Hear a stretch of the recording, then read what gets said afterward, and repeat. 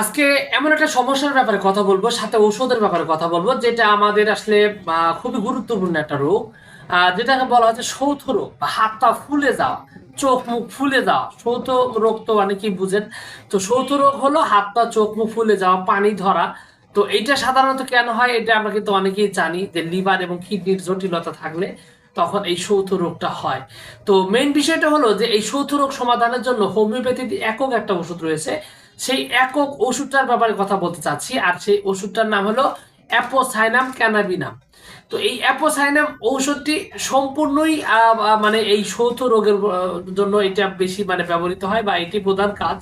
কারণ এই ওষুধের প্রধান ক্রিয়াই হলো কিডনি এবং লিভার, এই দুইটার উপর এর কাজ সবচাইতে বেশি। তো যে সমস্ত রোগীর আপনার দেখা যায় যে লিভার অথবা কিডনি সমস্যা, বিশেষ করে কিডনি সমস্যার কারণে শৌথ রোগ হয়েছে, হাত পা ফুলে গেছে। তো হাত পা ফুলে যাওয়ার ফলে মানে খুব খারাপ একটা পরিস্থিতির মধ্যে আছে। তো সেই সাথে দেখা যায় যে তার মানে পানির পিপাসা আছে, পানি খায়, কিন্তু পানি খেলে আবার বমিও হয়। এই যে লক্ষণটা রয়েছে, এই লক্ষণের ক্ষেত্রে কিন্তু আপনার এই অ্যাপোসাইনাম ক্যানাবিনাম ব্যবহৃত হয়। এবং সর্বপ্রকার সৌথ রোগে, মোটামুটি সব ধরনের সৌথ রোগে আপনার সবার আগে সর্বপ্রথম হোমিওপ্যাথিতে যে ওষুধটার নাম আসে, তার নাম হলো কিন্তু আপনার এই অ্যাপোসাইনাম ক্যানাবিনাম।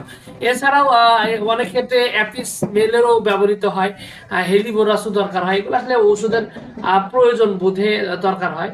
তবে যাদের কিডনি জনিত জটিলতা রয়েছে, লিভার জনিত জটিলতা রয়েছে, এবং যার কারণে তার হাত পা ফুলে যেতে শুরু করে এবং আস্তে আস্তে আস্তে আস্তে তার জটিলতা আরো বাড়তে থাকে, তো এইরকম পরিস্থিতিতে কিন্তু এটা খুবই ভালো একটা ঔষধ। এবং মানসিক অবস্থাও এটার বেশ গুরুত্বপূর্ণ। যখন এই ওষুধটি সিলেক্ট করতে হবে তখন মানসিকভাবেও রোগীর দিকটা দেখতে হবে। তবে মোটামুটি আপনারা বলতে পারেন যে সৌথ রোগের ক্ষেত্রে সবসময় এই অ্যাপোসাইনাম ক্যানাবিনামটা ব্যবহৃত হয়। আর শক্তির কথা যদি বলা হয়, এটার মাদার টিংচার থেকে শুরু করে সর্বোচ্চ শক্তি পর্যন্ত রয়েছে।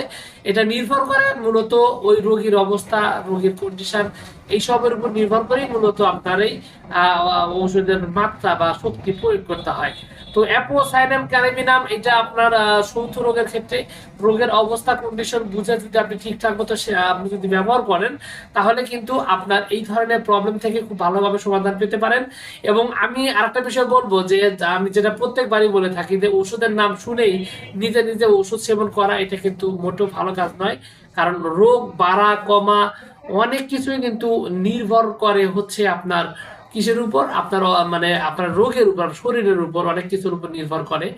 তো মেইন বিষয়টা হলো যে আপনার মানে এই ওষুধটা বা এই রোগ, এই সৌথ রোগ মূলত লিভার কিডনি যেহেতু জটিলতার কারণে হয়, সুতরাং ওষুধ সেবনের আগে অবশ্যই একজন অভিজ্ঞ হোমিওপ্যাথিক ডাক্তারের সাথে কথা বলে তারপরে আপনার ওষুধটি সেবন করবেন, তাহলে কিন্তু সবচেয়ে নিরাপদভাবে আপনি সুস্থতা বা সমাধান পাবেন।